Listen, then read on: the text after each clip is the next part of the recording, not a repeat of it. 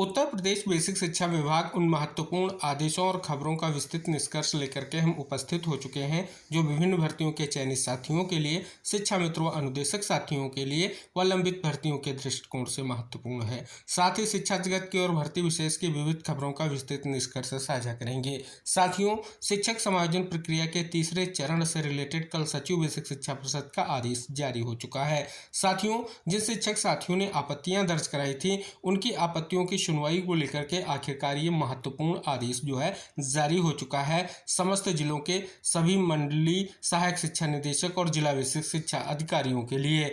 अगर बात कर ली जाए साथियों, जो माननीय कोर्ट में याचिका है, याचिका के 20 जुलाई 2026 के आदेश के अनुपालन के परिप्रेक्ष्य में ये प्रक्रिया आगे बढ़ाई जा रही है।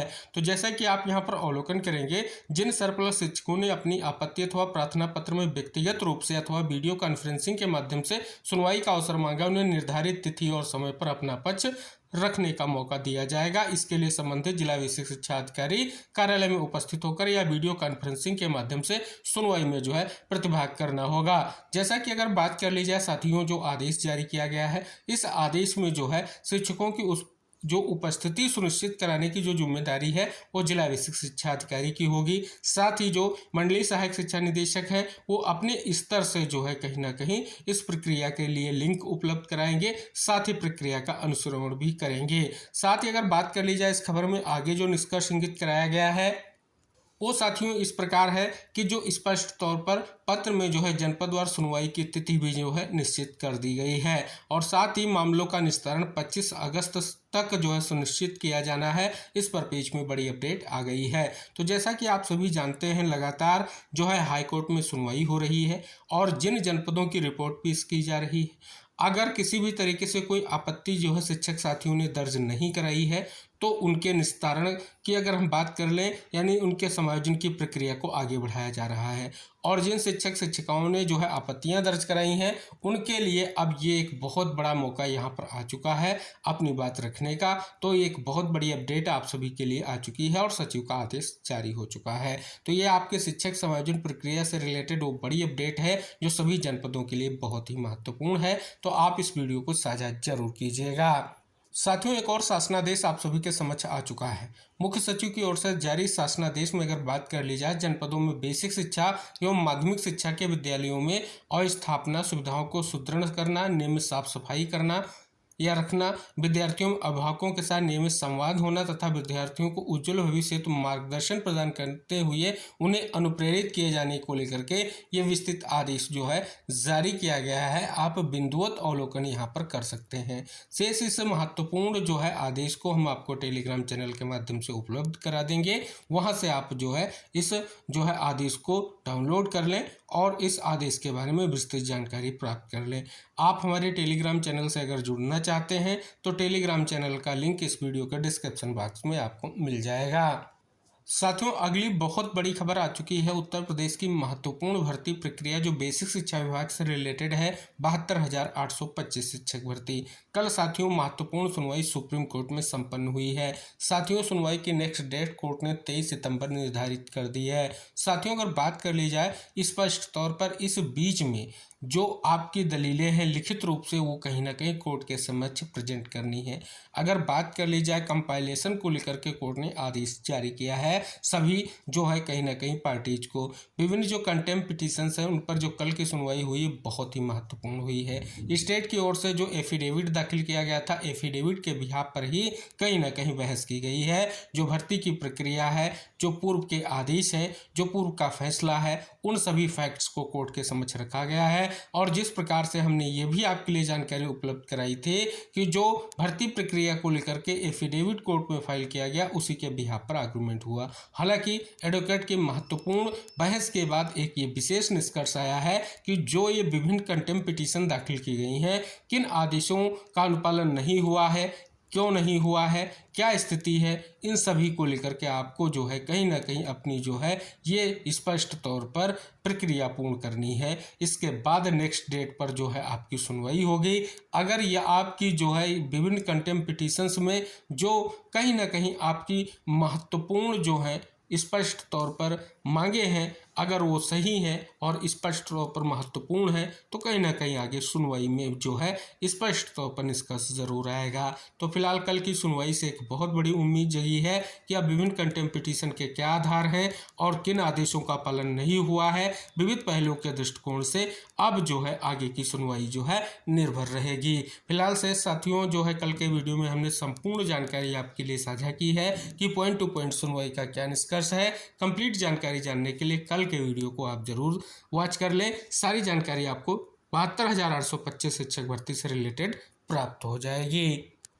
बेसिक शिक्षा परिषद के अधीन संचालित विद्यालयों में कार्यरत 3,53,000 रसोइयों के मानदेय बढ़ाने को लेकर के आखिरकार इंतजार समाप्त हो चुका है और बहुत बड़ी खबर आ गई है कि 1,000 रुपये मानदेय बढ़ाने को लेकर के यहाँ पर बड़ी अपडेट जानने को मिल रही है। शिक्षण संस्थानों में अव्यवस्था पर सीएम सख्त, बनाए विभागवार नोडल अफसर। बहुत ही महत्वपूर्ण आदेश यहाँ पर जो है जारी हुआ है। आप अवलोकन कर लें इस खबर का। सभी के लिए बड़ी जानकारी साझा की गई है। जैसा कि स्पष्ट है कि यहाँ पर इंगित कराया गया है कि उच्च पदस्थ सूत्रों ने बताया कि इन घटनाओं की पुनरावृत्ति रोकने के लिए बेसिक व माध्यमिक शिक्षा, उच्च शिक्षा, तकनीकी और व्यावसायिक शिक्षा, समाज कल्याण और श्रम विभाग के शिक्षण संस्थानों की निगरानी की जिम्मेदारी अलग अलग अधिकारियों को जो है सौंपी गई है। तो स्कूलों में सुविधाओं पर नजर रखेंगे डीएम कमिश्नर। ये भी बहुत बड़ी जानकारी आप यहां पर जान रहे हैं। मुख्य सचिव ने माध्यमिक और बेसिक स्कूलों में व्यवस्थाएं दुरुस्त करने के लिए निर्देश जारी किए हैं। सर्वोदय विद्यालयों से रिलेटेड बड़ी खबर आ चुकी है। स्थायी नियुक्ति तक ऑनलाइन कक्षाओं की होगी व्यवस्था और बड़ी अपडेट साझा की गई है। अगली बड़ी खबर आ चुकी है। कर्मचारियों ने मांगा है कैशलेस इलाज। माध्यमिक सहायता प्राप्त स्कूलों के कर्मचारियों ने बुधवार को शिक्षा भवन स्थित जिला विद्यालय निरीक्षक कार्यालय पर धरना प्रदर्शन किया और साथ ही जो है उन्होंने बड़ी मांग रखी है। परिषदीय विद्यालयों में निरीक्षण करेंगे नोडल अधिकारी। जैसा कि अभी हमने आपके लिए निष्कर्ष साझा किया है वही निष्कर्ष यहाँ पर साझा किया गया है। साथ ही बहुत बड़ी अपडेट, जब शासनादेश के विरुद्ध है नियुक्ति तो क्यों दे रखी है महत्वपूर्ण तैनाती, बड़ी अपडेट साझा की गई है। स्कूलों की हर शिकायत पर नजर, भ्रामक सूचनाओं का होगा खंडन, बहुत बड़ी अपडेट यहां पर आ चुकी है। साथ ही जन शिकायतों के निस्तारण में बेसिक शिक्षा विभाग फिसड्डी, ये भी एक बहुत बड़ी खबर यहां पर जो है साझा की गई है। अगली अपडेट, सर्वोदय विद्यालयों में विद्यार्थियों से होगा संवाद। आंगनबाड़ी कार्यकर्ताओं के प्रशिक्षण को मास्टर ट्रेनर तैयार और नियमावली में अंतर से अटका परीक्षा पाठ्यक्रम और विज्ञापन, ये अपडेट आ चुकी है नई प्राथमिक शिक्षक भर्ती के परिपेक्ष में, जैसा कि अपडेट आप यहां पर जान रहे हैं। और बड़ी अपडेट आ चुकी है। अनुत्तीर्ण डीएलएड प्रशिक्षुओं की होगी स्पेशल बैक परीक्षा, धरने के बाद जो है सूचना जारी कर दी गई है। और अगली बहुत बड़ी खबर है, समूहों की महिलाओं का कैशलेस चिकित्सा का लाभ देने की जो है तैयारी है, जिसमें श्रमिक रोजगार सेवक और बीआरपी सीआरपी भी जो है दायरे में लाए जाएंगे। साथियों एक और आदेश आप सभी के समक्ष साझा करना चाहेंगे जो पंजाब एवं हरियाणा हाईकोर्ट का है कि आरक्षित पद पर सामान्य वर्ग के कर्मी नहीं कर सकते दावा। इस परिप्रेक्ष्य में महत्वपूर्ण आदेश जो है जारी किया गया है। बड़ी अपडेट आ चुकी है। प्रदेश में पॉलिटेक्निक की 80,638 सीटें खाली हैं और निष्कर्ष साझा किया गया है। साथ ही समन्वय, समयबद्धता और जवाबदेही तय हो, इस परिप्रेक्ष्य में बड़ी जानकारी जो है साझा की गई। एनएचएम कर्मियों को रक्षाबंधन से पहले मिलेगा मानदेय, इस परिप्रेक्ष्य में बड़ी खबर आ चुकी है। और साथ ही अगर अगली अपडेट, खाली पद तत्काल भरे जाएं, बहुत बड़ी मांग जो है की गई है।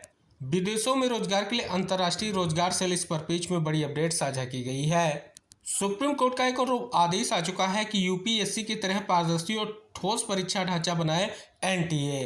राजकीय इंटर कॉलेजों में बनेंगे मिनी स्टेडियम, इस परिप्रेक्ष्य में बड़ी जानकारी साझा की गई है।